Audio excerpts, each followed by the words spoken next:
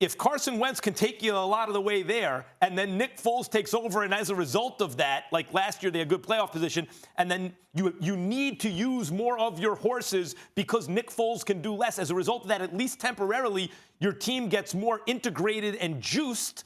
That's a good thing. Let me point out this. First of all, since last year, Carson Wentz is 16-8 as a starter, 54 touchdowns, 14 interceptions. When you look at those kind of results, those kind of numbers, to me, if indeed one can say that the Philadelphia Eagles and Doug Pederson is better off with Foles than Carson Wentz, it's the ultimate indictment against Doug Pederson. Because if Carson Wentz is the better talent, then it will go, I will piggyback off of what Ryan Clark says and say to him, why are you asking him to do so much? I'm looking at numbers right now.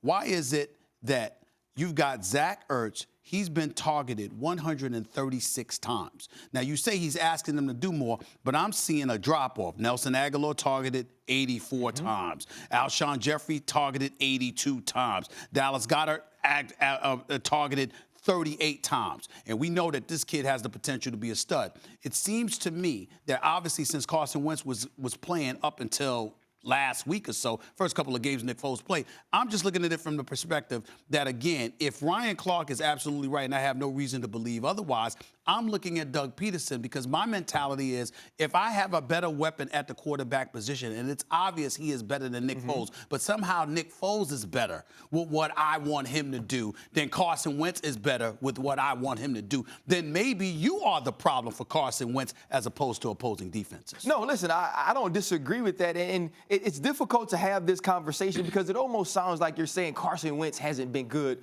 for Doug Pederson and the Eagles. And then those numbers that you just stated obviously say he has. But when you're watching this team play this year, there's a different effect that Nick Foles has had when they knew he was going to be the quarterback for an extended period of time. And the two are interrelated. In the Venn diagram, there's some shaded area here. Right. But how much of it is Pederson's play calling changing?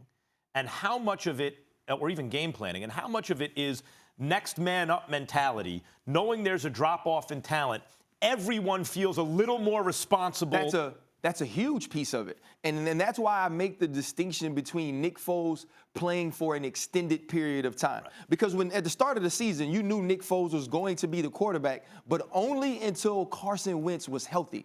It wasn't a let's rally around Nick, let's everybody step their game up because he's our guy for the long haul. It was like, hey, man, let's just get this thing into Carson's back. And we all kind of said and poo-pooed the start and said when Carson Wentz gets back, this thing is going to be different because he is that much greater of a talent. But Nick Foles down the stretch last year, even though we watched him play great in the Super Bowl, there were 2 games there at the end of the season, also divisional playoffs of the against the Atlanta Falcons, where he wasn't good.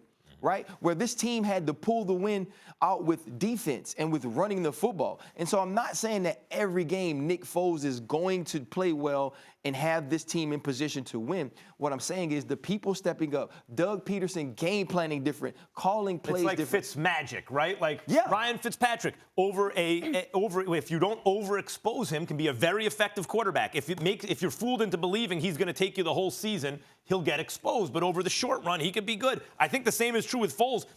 I think that's why you have your hopes up that the Giants play Odell Beckham against the Cowboys. Yeah, let's go there right now, I'm Stephen A. Smith. I'm hoping for the collapse. Y'all have no idea. Here we go. This week is so important to me. It's so important to me. I can sense it. Those folks really don't like you Let me either, tell you bro. something. If the Dallas Cowboys lose to the Tampa Bay Buccaneers this Sunday, and they have to go into the last week of the NFL season, the week of Christmas, with this panic resonating and hovering over the city of But the Dallas. Eagles also have to beat the How much Texans. of a chance do you give the Eagles to catch the Cowboys?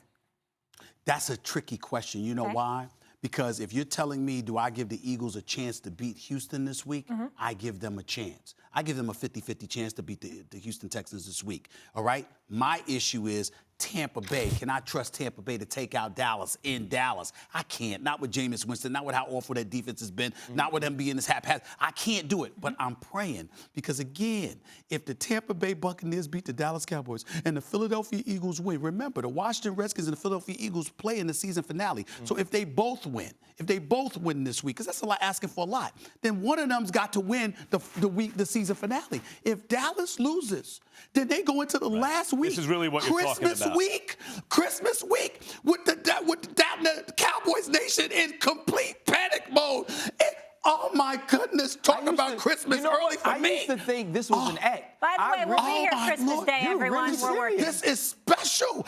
You are really oh my serious. Lord! I don't think Tampa could do it, but I'm telling you right now, Ryan, I've gotten up wanna know a every true morning story? this week, and I don't usually pray for the Cowboys. Listen, I was at CVS yesterday. I bought Santa hats, and there was a Bah Humbug hat. Hey, and I really wanted to get it for him. It was a black Molly, Bah Humbug hat. Molly, and I'm like, it depends how this goes, what kind of mood he's in. From my heart. This week, when I realized that the Dallas Cowboys could potentially lose this week and go into that last week, I have gotten on my knees and Really? prayed every single You are night dead that the serious, Cowboys man. lose this weekend. Because do you have any idea how miserable the Cowboys nation is going to be next week if the Cowboys lose this Sunday? Right. It'll be special. It's a blood- It'll be it's a- special. it's a blood- It'll be unbelievable to me. special. It's a I'm blood telling in the you. water argument. There's blood in the water right now in the Yes. NFC East. It's blood in the water. Do you believe now? I think maybe the Eagles are the Sharks. Like they will smell that blood in the water and go bananas right now. Maybe they could pull out the win against the Texans and actually win out. But are the Cowboys that team to collapse with blood in the water? I don't think they are. I don't believe that the Tampa Bay Buccaneers and the New York Giants are the teams to take the Cowboys out right now. And maybe losing to the Colts was what they needed to kind of re-energize this thing and get back to what they did on a 5-game winning streak. happens? All right, we got to go.